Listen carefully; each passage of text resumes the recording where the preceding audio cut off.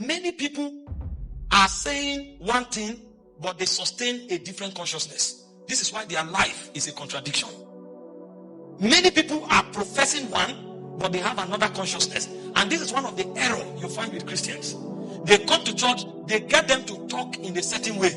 And so you find a brother telling you, I am strong. I am strong means I'm sick. The moment you say I'm strong, he knows you know what he's saying. He will look at you and say, I am loaded. I'm loaded means I don't have money. And so we create all kinds of language. Meanwhile, while we are talking what we are talking, we ourselves know it's a cliche. Because as we are saying it, we know we understand what we are saying. Meanwhile, what we don't know is that understanding we have is superior to what we are saying.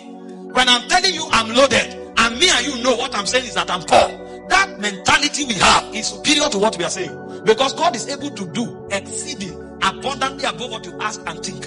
It's not just above what you ask. So God responds also to what you think. And so if your thought is contrary to your words, your life is in a contradiction. You don't just know it.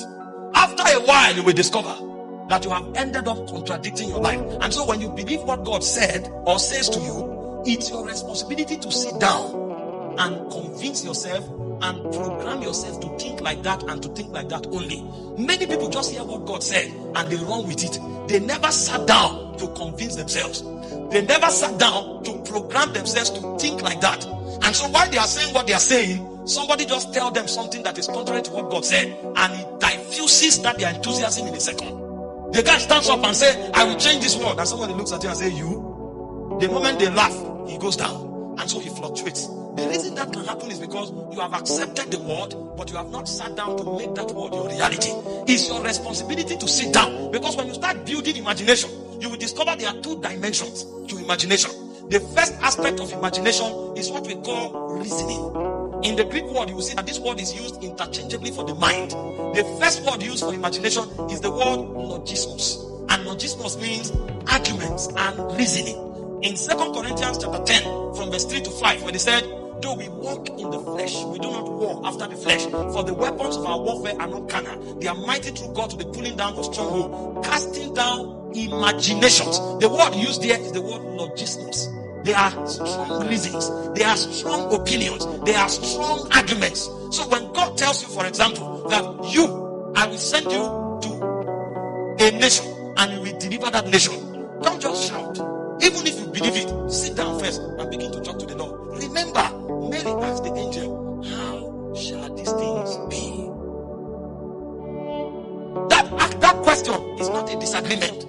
It's to help her believe and understand what God said. And so many times God speaks to people, they don't sit with God to ask him how. When God spoke to Moses, he said, I will send you to Egypt. You will go to Pharaoh and say to Pharaoh, let my people go that they may worship me. Moses didn't just say, I've met God. He said, number one, the Israelites will not believe me. How will I tell the Israelites, what is your name? And God said, when you go, tell them, I am that I am have sent you. Moses didn't stop there. He said, what if I tell them and they don't believe? And God told Moses, put your hand in your bosom. He put his hand, he brought it out. The hand became leprous. God said, put it again and bring it out. It became normal. God gave Moses 2 signs. Moses still said, what if they doubt the first sign? And God said, drop the staff. And when they dropped the staff, it became a serpent. God now told him, pick it up by the tail. Because if you are not careful, if you carry it from the head, the staff that will destroy Egypt will destroy you first. And God told him, do you see why people's calling destroy them? The guy jumped up and said, God said I'm a prophet. And because he's a prophet, the first person he's arguing with is the president of his country. And then they arrest him, put him in Kirikiri prison. He's waiting for angels to come and no angel shows up. Because he carried the staff from the head. You are a prophet, but you carried your staff from the head. If you had reasoned it with God, he would have told you, in the first 5 years of your life, be praying. You will start as an intercessor. And then after 5 years, you will become a teacher. After a teacher, you become an evangelist. After you become an evangelist, you will now build influence. Then you become a prophet. Maybe it's on the 20th year of your calling that you can address government. But the guy woke up in the first 2 years of his calling because he looked at somebody and he said, your singlet is green. And the person said, my singlet is green. How did you know? The next time he stand up, he said, the government of this state is rebellious. The moment he finished, while he's here prophesying, DSS will come. And then he's wondering, why are the other ministers saying it and nothing is happening? God told them to carry by the tail. You are carrying from the head. I'm telling you why people don't manifest. If you know how many young people are cut off. God told you that with you, He will start the biggest company. And then you stand up, you say, God spoke to me. I don't need anybody. Because you heard Bishop Oyedepo say, I don't need anybody. Meanwhile, you don't have the revelation that authorizes people to say that.